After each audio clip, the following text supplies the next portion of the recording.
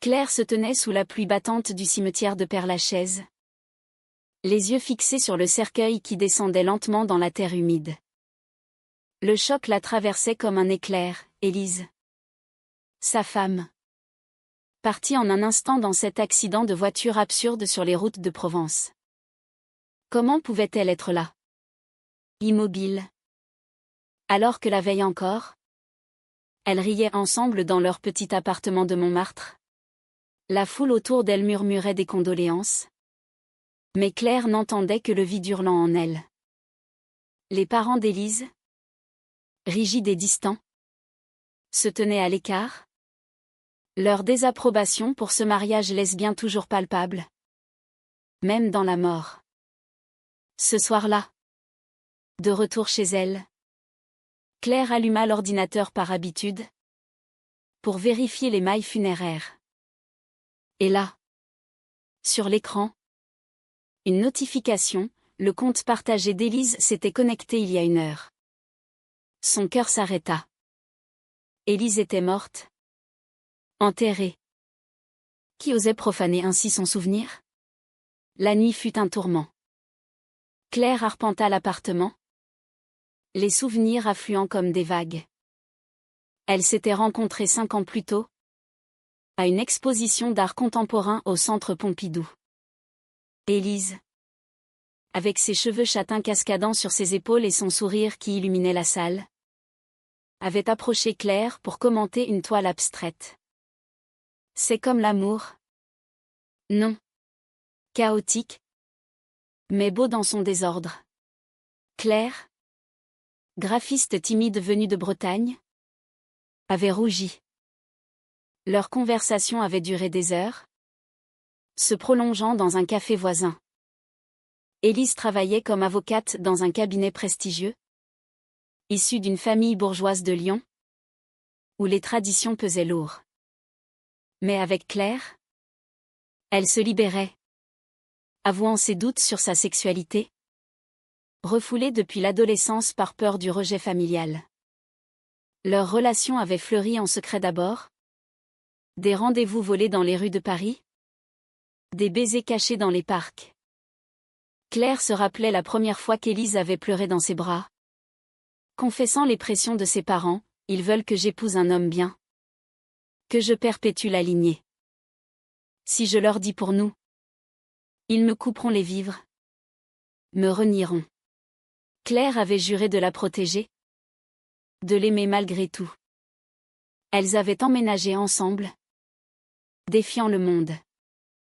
Le mariage était venu naturellement. En 2022. À la mairie du 18e arrondissement. Avec quelques amis comme témoins. Les parents d'Élise n'étaient pas venus, ils avaient envoyé une carte froide, évoquant un choix regrettable. Mais maintenant, cette connexion fantôme.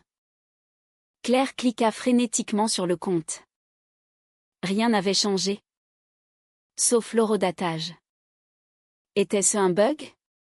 Un hacker? Ou pire? Non. Impossible. Élise était morte. L'accident avait été confirmé par la police, la voiture avait dérapé sur une route mouillée, percutant un arbre. Pas de survivants. Claire appela la sœur d'Élise. Martine. Qui répondit d'une voix lasse, « Quoi encore? Claire?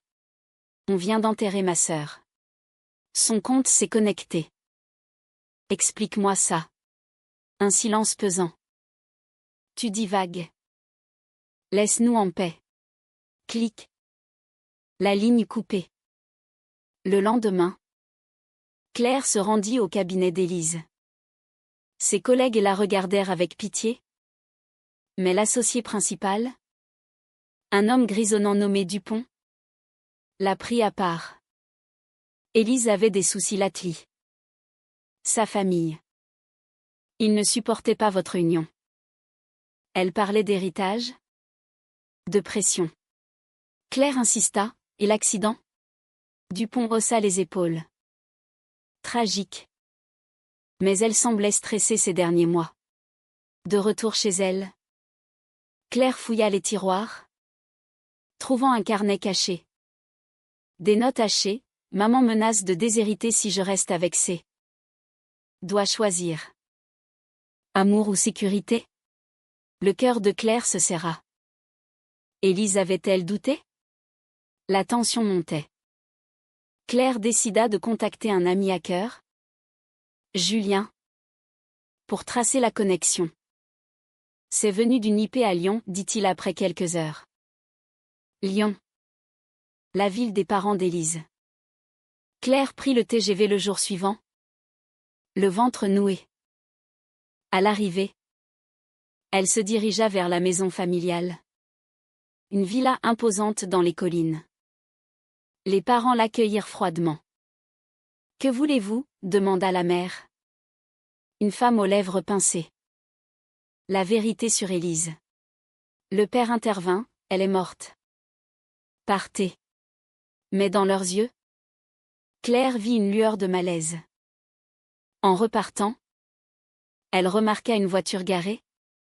La même marque que celle d'Élise. Coïncidence? De retour à Paris. Une nouvelle notification, connexion depuis Lyon encore. Claire explosa en sanglots. Élise était-elle vivante? Avait-elle simulé sa mort pour échapper aux pressions? Pour hériter sans le fardeau de leur amour? La trahison possible la rongeait. Elle se rappelait leur dispute récente, Élise rentrant tard. Distante. Murmurant des excuses. La famille me harcèle. Ils disent que notre mariage est une honte. Claire avait rassuré. Mais au fond, elle sentait le gouffre s'ouvrir. Maintenant, tout prenait sens. Ou pas. Était-ce une illusion de deuil? Claire décida d'enquêter plus profond. Elle appela l'hôpital où Élise avait été déclarée morte. Désolée. Madame. Les dossiers sont confidentiels. Mais une infirmière compatissante glissa, il y avait des irrégularités. La famille a insisté pour une crémation rapide. Crémation? Non. C'était un enterrement. Le mensonge s'épaississait. Claire confronta Martine par téléphone, Élise est vivante? N'est-ce pas? Un rire nerveux. Tu es folle. Mais la voix tremblait. La première partie de la vérité émergea quand Claire reçut un mail anonyme, Élise a choisi l'argent. Cherche l'héritage. Juin. Un extrait de testament, Élise héritait de millions si elle revenait à une vie normale. Normale? Signifiant hétéro. Sans Claire. Le choc la terrassa. Élise avait-elle tout planifié? La simulation de mort pour toucher l'héritage sans scandale? Mais pourquoi la connexion silencieuse? Pour tester les os? Claire passa la nuit à relire leurs messages d'amour. Les promesses éternelles. Comment en était-on arrivé là? Les pressions sociétales? La famille conservatrice? Avait-elle brisé Élise? Claire ne dormait plus. Les jours suivants, elle erra dans Paris comme un fantôme, évitant les endroits qu'elle aimait, le Sacré-Cœur, les bords de Seine où elle se promenait main dans la main.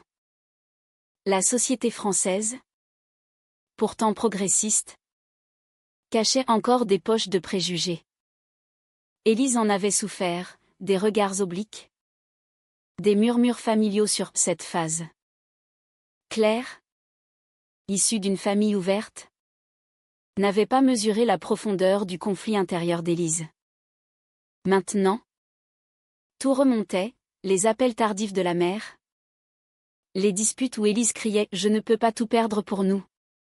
Julien, l'ami hacker, revint avec plus, l'IP mène à une adresse précise à Lyon.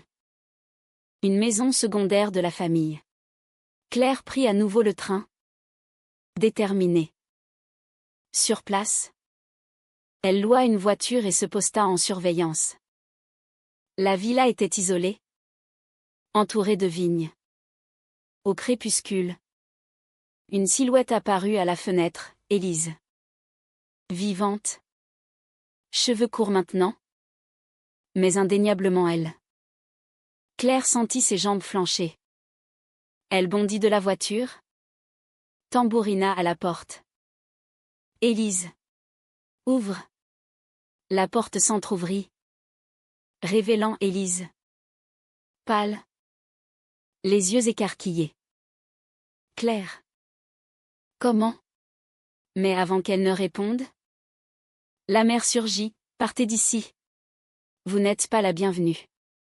Élise murmura, maman. Laisse-nous. Elles se retrouvèrent dans le salon. Tendue. Tu es morte, accusa Claire. La voix brisée. Élise baissa les yeux. C'était le seul moyen. La famille. Ils m'ont forcé. L'accident était truqué. Un corps anonyme. Des pots de vin. Pour l'héritage. Les explications coulèrent comme un torrent. Élise raconta comment. Des mois avant. Ses parents l'avaient confrontée, choisi, nous ou elle. Si tu restes mariée? Pas un sou. L'héritage était colossal. De l'entreprise familiale en vain. Élise. Endettée par son cabinet en difficulté. Avait craqué. J'ai pensé que si je disparaissais, tu serais libre. Et moi je pourrais recommencer. Claire hurla, recommencer? Sans moi? Tu m'as enterrée vivante. Élise pleura, je t'aime. Mais la pression. La société nous juge. Être lesbienne dans ce milieu? C'est la ruine. La confrontation vira au drame. Claire accusa Élise de lâcheté. De trahison. Tu as choisi l'argent sur notre amour. Élise rétorqua, et toi? Tu n'as jamais compris le poids de ma famille. Ils m'ont élevée dans la peur du scandale. Elles se disputèrent des heures, remuant les blessures passées. Claire se rappelait leur voyage en Provence, où Élise avait semblé heureuse, mais cachait des appels secrets. C'était pour planifier ça, demanda Claire. Élise hocha la tête, oui. Je suis désolée. Mais il y avait plus. Élise avoua avoir rencontré quelqu'un d'autre. Une femme nommée Sophie. Une avocate comme elle. Issue d'un milieu accepting. Ce n'est pas sérieux? Juste du réconfort. Le coup fut fatal. Claire sentit le monde s'effondrer. Tu m'as remplacée? Élise nia. Mais ses yeux disaient le contraire. La mère intervint à nouveau. Chassant Claire, vous avez corrompu ma fille. Partez. Claire s'enfuit en larmes. Reprenant le train pour Paris. De retour. Elle appela Martine, tu savais? Martine admit, oui. Élise m'a supplié de garder le secret. Pour l'héritage.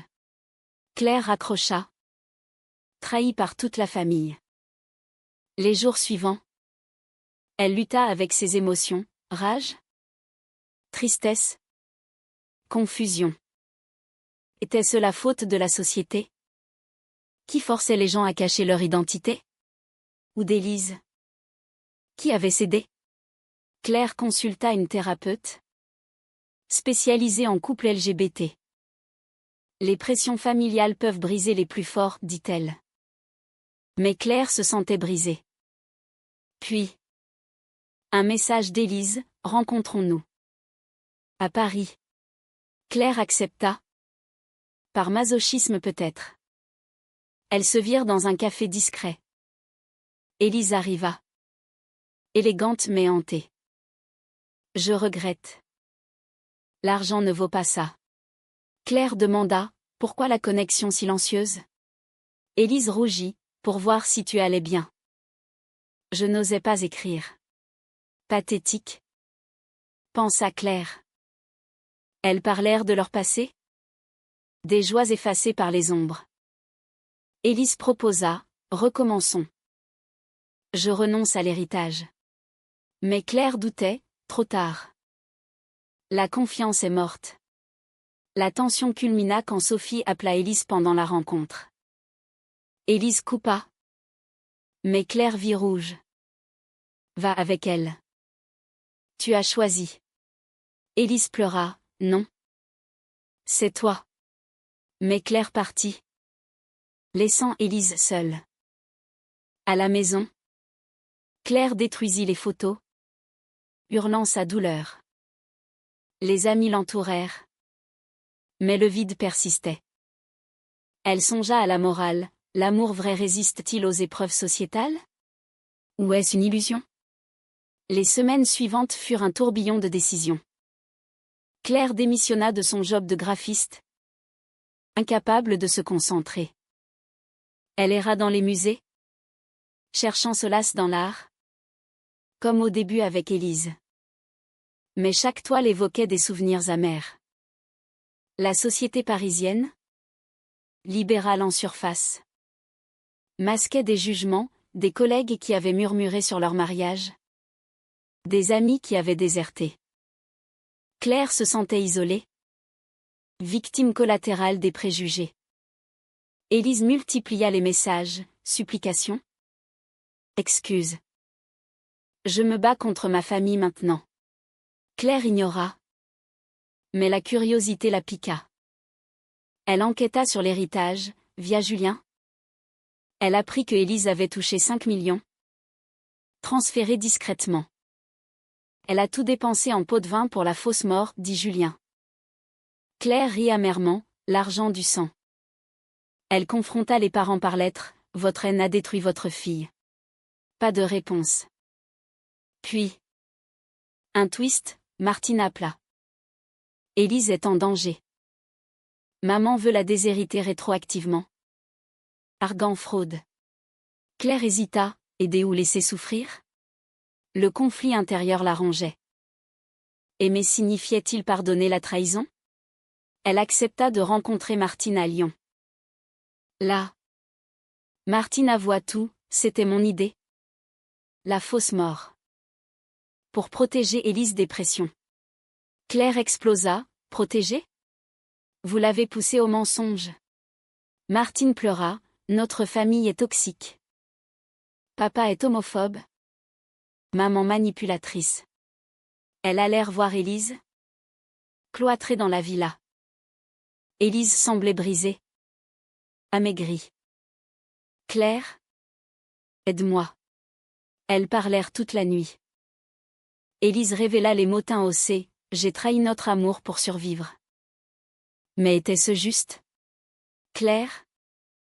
Touchée. Admis ses propres doutes, j'aurais dû voir tes souffrances. Elles se rapprochèrent. Mais la méfiance persistait. Sophie réapparut dans la conversation, c'était une erreur. Pour combler le vide. Le climax familial éclata quand les parents convoquèrent une réunion. Le père tonna, Élise. Renonce à cette vie perverse. Ou perd tout. Élise. Tremblante. Répondit, non. J'aime Claire. La mère hurla, tu nous ruines. Claire intervint, votre amour conditionnel est la vraie perversion. Le père les chassa. Mais Élise choisit, elle signa une renonciation partielle. Gardant assez pour vivre modestement. De retour à Paris avec Élise. La reconstruction commença. Mais les cicatrices saignaient. Élise luttait avec la culpabilité. Claire avec la paranoïa. Elles allèrent en thérapie de couple. Explorant les impacts sociétaux, comment les normes hétéro forcent des choix déchirants. Élise avoua, j'ai failli tout perdre par peur. Claire répondit, et moi? Par orgueil. Un nouveau conflit surgit, Sophie contacta Claire directement. Élise m'a utilisée. Elle t'aime vraiment. Mais Claire sentit la jalousie. Elle confronta Élise, était-ce plus qu'une erreur? Élise jura non. Mais le doute s'installa. La tension monta. Menant à une dispute explosive, tu m'as morte aux yeux du monde, cria Claire. Élise rétorqua, pour nous sauver. Elles se séparèrent temporairement. Élise chez une amie. Claire réfléchit seule, les choix moraux dans l'amour LGBT. Face à l'oppression. Était-ce pardonnable? Elle écrivit un journal. Déversant ses émotions. Les amis conseillèrent, le pardon est une force. Mais la douleur persistait. La séparation dura 1 mois. Claire voyagea en Bretagne. Chez sa famille supportive. Sa mère l'écouta, l'amour vrai surmonte les trahisons. Mais pas sans effort. Claire médita sur la plage. Les vagues symbolisant le chaos émotionnel. Elle réalisa ses propres failles, avoir ignoré les signes de détresse d'Élise. Élise, de son côté, affronta sa famille seule. Elle coupa les ponts, renonçant au reste de l'héritage. Je choisis la liberté, déclara-t-elle au père. Il la renia. Mais Élise se sentit libérée. Elle travailla comme avocate indépendante, aidant des couples LGBT en difficulté. Leurs retrouvailles furent tendues. Élise invita Claire à un dîner à Montmartre. J'ai changé, dit Élise. Claire écouta. Mais posa des ultimatums, transparence totale. Elles reconstruisirent lentement. Avec des dates comme au début. Redécouvrant l'amour. Mais les ombres planaient, des rêves de trahison hantaient Claire. Un événement accéléra le drame, les parents d'Élise intentèrent un procès pour fraude. Élise risquait la prison. Claire choisit de témoigner pour elle, c'était de la survie face à l'homophobie. Le tribunal, sensible aux enjeux sociétaux, fut clément, probation. Mais le scandale médiatique éclata, exposant leur histoire. Les journaux titraient « Amour lesbien et héritage truqué ». Claire affronta les regards, mais se sentit forte. La vraie épreuve vint quand Sophie réapparut, revendiquant Élise. Nous avions une connexion. Élise la repoussa, c'était une erreur. Mais Claire douta encore, menant à une confrontation triangulaire dans un bar. Sophie accusa, Élise est faible. Elle cède toujours. Élise défendit, plus maintenant. Claire, émue, choisit de croire. La résolution approcha avec une proposition, déménager en province. Recommencer. Élise accepta, vendant l'appartement parisien. Elles s'installèrent en Normandie. Dans une maisonnette. La paix sembla s'installer. Mais les conflits internes persistaient. Élise luttait avec la honte. Claire avec le pardon. Les mois passèrent en Normandie, où la mer apaisait leurs âmes. Claire reprit le graphisme freelance. Élise aidait localement des minorités. Leur relation s'approfondit. Avec des discussions honnêtes sur les blessures. J'ai payé cher ma lâcheté, admit Élise. Claire répondit, et moi? Ma rigidité. Mais un appel brisa l'harmonie, la mère d'Élise, mourante, voulait la voir. Élise hésita, allez. C'est risquer la rechute. Claire encouragea, pour clore le chapitre. À Lyon. La mère, affaiblie. Avoua, j'avais tort. La peur m'a guidée. Élise pardonna partiellement, mais refusa l'héritage restant. Je n'en ai plus besoin. De retour, elles affrontèrent un dernier twist. Claire découvrit des messages anciens de Sophie sur le téléphone d'Élise. Pourquoi les garder? Élise expliqua, pour me rappeler l'erreur.